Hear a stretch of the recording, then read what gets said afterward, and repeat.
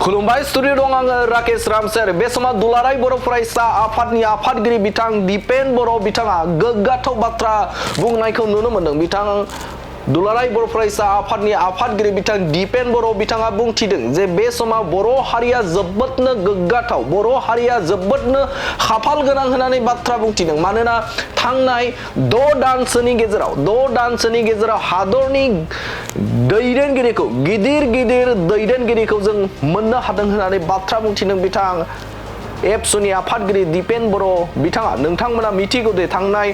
16 नभेम्बराव हादरनि गाहाय मन्त्रि बिथां नरेन्द्र मदि बिथांखौ 16 नभेम्बर बे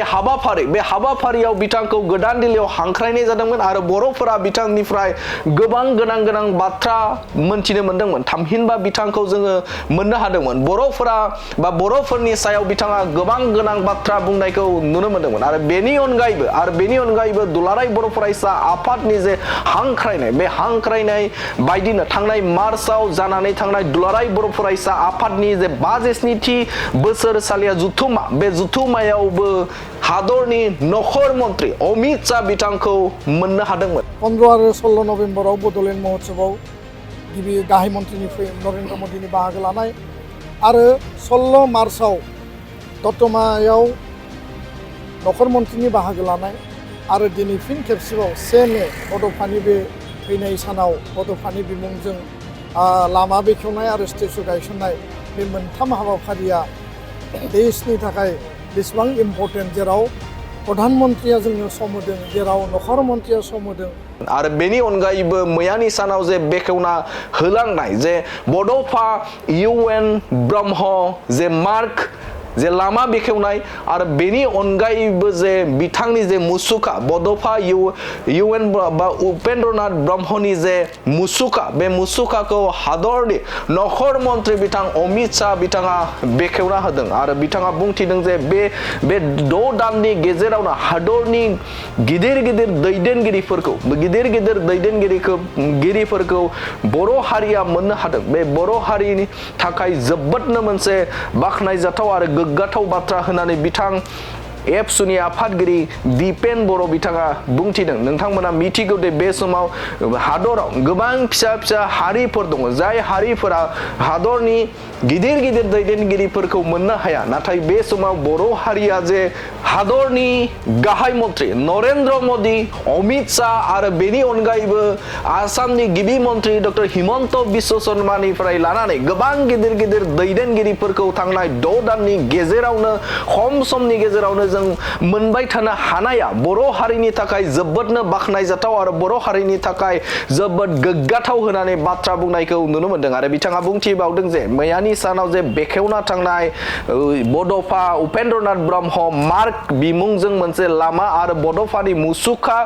बेखेवनो हानाया बा बिथांनि बिमुंजों जे मोनसे मुसुखा बेखेवनाया जोबोदनो बर' हारिनि थाखाय गोग्गाथाव आरो दिल्ली बायदि मोनसे केपिटेल, हादरनिनो मोनसे राजथावनियाव गायसननो हानाया बर' हारिनि थाखाय जोबोदनो गोग्गाथाव होननानै बाथ्रा बुंथिदों एबसुनि आफादगिरि बिथां दिपेन बर' बिथाङा।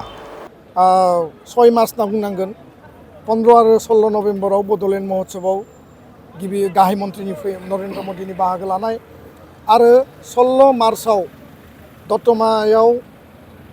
नखर मन्थ्रिनि बाहागो लानाय आरो दिनै फिन खेबसेबाव 1 मे बड'फानि बे थैनाय सानाव बड'फानि बिमुंजों लामा बेखेवनाय आरो स्टेचु गायसननाय, बे मोनथाम हाबाफारिया देशनि थाखाय बेसेबां इम्पर्टेन्ट, जेराव प्रधान मन्त्रिया जोंनो सम होदों, जेराव नखर मन्त्रिया सम होदों आरो दिनै नखर मन्त्रिया 1 घन्टानि थाखाय जोंनि हाबाफारियाव फैनायनि खोथामोन 4:30निफ्राय 4:05सिम। खिन्थु बिथाङा 4:30 बाजियाव राइट टाइमाव 1 मिनिट माने नस्थ' खालायाबासिनो 6 बाजिसिम प्राय 1.5 घन्टा बिथाङा बे हाबाफारियाव थानाया, जेराव माने हादोरा मोनसे गोख्रों माने थासारिजों दिनै जुजिगासिनो दङ आरो बेबायदियावबो नखर मन्थ्रिया जोंजों दिनै बाहागो लानाया बर' हारिनि थाखाय गोग्गाथाव आरो बियो बड'फानि थाखायनो सम्भब जादों आरो बड'फाया जोंनि बयनिबो गोजौआव आरो दिनै बेखौ जोङो बै लेभेलाव लांनो हानायनि थाखाय जोङो दिनै गोसो गोरबोजों गोजोननायजों जोङो हारि नाङैनो जोङो गावखौ गौरब फिल खालामदों धन्यबाद मोनसे गोजोनथाव खौरां क'क्राझार सहरनि जेआइडि र'डजों नांजाबनाय सुदेमपुरि गांजेमा बाजाराव थानाय आइ आफा मेड लाइफ बिएम हस्पिटालाव बेराम सोखानो हानायनि गोबां खाबुफोर दं जेरै नोंथाङा आइ आफा मेड लाइफ बिएम हस्पिटालाव गासै समावनो इमारजेन्सि डक्टर्सफोरखौ एभेलेबल मोननो हागोन आरो बेयाव medical laboratory pharmacy paediatrics medicine gynaecology radiologist surgery dental cardiology gastroenterology urology dental X-ray play area X-ray sonography अटि थामहिनबा अपारेटिं थियेटार आइसिइउ आरो एनआइसिइउ पिआइसिइउफोरनि डक्टरफोरा एभेलेबल दं लोगोसे नर्मेल डेलिभारि सि सेक्शन्स गल bladder stone kidney stone appendix आरो हार्नियाफोर बेराम जानायफोरखौ अपारेशन खालामनायनिबो सुबिदा दं